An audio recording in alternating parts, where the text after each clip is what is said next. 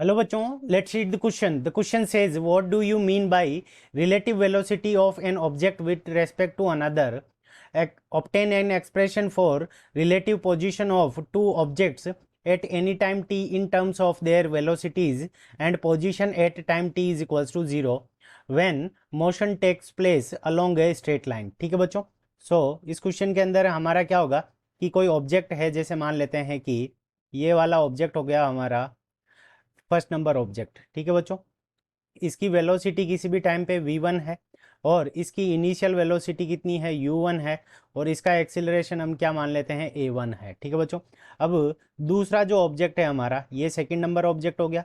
अब इसकी जो इनिशियल वेलोसिटी u2 मान लेंगे. ठीक है बच्चों. इसकी इनिशियल वेलोसिटी u2 और इसका एक्सिलरेशन क्या हो गया a2 और किसी भी टाइम t के ऊपर इसकी वेलोसिटी कितनी है v2. अब हमें क्या निकालना है, इनका रिलेटिव वेलोसिटी निकालनी है. ठीक है बच्चों. इस क्वेश्चन को करने के लिए हम क्या करेंगे, की कंसेप्ट अप्लाई करेंगे.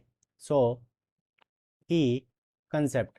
अब की कंसेप्ट के अंदर अगर हम फर्स्ट ऑब्जेक्ट की रिलेटिव वेलोसिटी निकालें विद रेस्पेक्ट टू सेकंड, तो हमारी relative velocity of first with respect to second ये क्या हो जाएगी. ये हो जाएगी v1 माइनस v2. ठीक है बच्चों. Velocity of first object with respect to ground, यहाँ पे with respect to ground, minus velocity of second object with respect to ground. तो यहाँ पे हम जो वेलोसिटी हमें गिवन होती है वो हमारी क्या होती है, विद रेस्पेक्ट टू ग्राउंड दी हुई होती है, क्योंकि ग्राउंड हमारा क्या होता है, स्टेशनरी फ्रेम ऑफ रेफरेंस है. ठीक है बच्चों. अब देखो, जब यहाँ पे ये दोनों पार्टिकल सेम डायरेक्शन के अंदर मूव कर रहे हैं तो उस कंडीशन के अंदर velocity of one with respect to two is equals to, तो यहाँ पे क्या आ जाएगा v1 माइनस v2, क्योंकि दोनों की वेलोसिटी सेम डायरेक्शन में है तो ये आ गया. अब ये मान लो कि दोनों ऑपोजिट डायरेक्शन के अंदर मूव कर रहे हैं. फर्स्ट ऑब्जेक्ट इस डायरेक्शन के अंदर मूव कर रहा है और सेकंड ऑब्जेक्ट हमारा ऑपोजिट डायरेक्शन के अंदर मूव कर रहा है इस डायरेक्शन के अंदर. तो इसकी जो v2 होगी वो क्या होगी, नेगेटिव होगी. तो यहाँ पे v2 क्या होगी, माइनस v2. और यहाँ पे पॉजिटिव x डायरेक्शन के अंदर v1 हमारी क्या हो जाएगी, पॉजिटिव हो जाएगी. इस केस के अंदर velocity of first object with respect to second ये क्या हो जाएगी, v1 माइनस माइनस v2, क्योंकि v2 की जो डायरेक्शन है वो ऑपोजिट डायरेक्शन में है इसलिए ये माइनस का साइन आएगा. इस कंडीशन के अंदर रिलेटिव वेलोसिटी क्या हो जाएगी, v1 प्लस v2. ठीक है बच्चों. इस केस के अंदर जो रिलेटिव वेलोसिटीज होगी वो आपस में ऐड हो जाएगी, क्योंकि ये दोनों एक दूसरे से डिफरेंट डायरेक्शन में जा रहे हैं. अब सेकंड पार्ट के लिए ये हमारा मान लेते हैं ग्राफ है जिसके अंदर किसी भी टाइम टी के ऊपर पोजीशन एस से रिप्रेजेंट की गई है और टाइम क्या है यहाँ पे, टी इस एक्सिस की तरफ है. यहाँ पे जब time T is equals to zero है, तो T is equals to zero, तो यहाँ पे हमारी जो पहला जो पार्टिकल है फोर फोर फर्स्ट पार्टिकल. ठीक है बच्चों. Four first particle. तो फर्स्ट पार्टिकल के लिए हमारा क्या हो जाएगा कि अगर हम माने कि जब टाइम टी है तब उसकी जो पोजीशन है time T is equals to zero, तो at t is equals to zero, at t is equals to zero. तो यहाँ पे हमारी जो x है वो क्या हो जाएगी, x1 हो जाएगी. ठीक है बच्चों, x is equals to x1.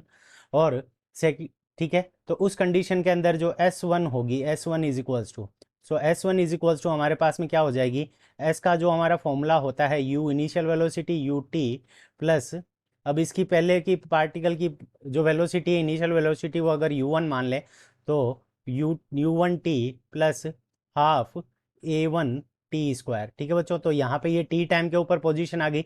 अब हमें क्या दे रखा है कि जब T is equals to zero है तो उस कंडीशन के अंदर जो इसकी इनिशियल पोजीशन है वो x1 है, तो s1 इज इक्वल्स टू हमारे पास में क्या हो जाएगी, x1 plus u1 T plus half a1 T square. ठीक है बच्चों.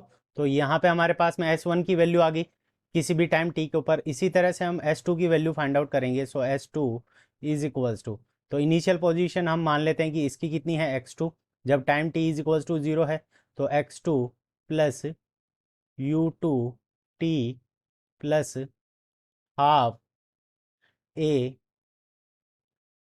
इसका जो हम एक्सेलरेशन मानेंगे वो a2 हो गया, half A two T square. ठीक है बच्चों, तो अब हमें रिलेटिव पोजीशन निकालनी है, तो सेकंड पार्टिकल के लिए ये यहाँ पे S2 हो जाएगी और यहाँ पे ये क्या हो जाएगा, S1 का हो जाएगा।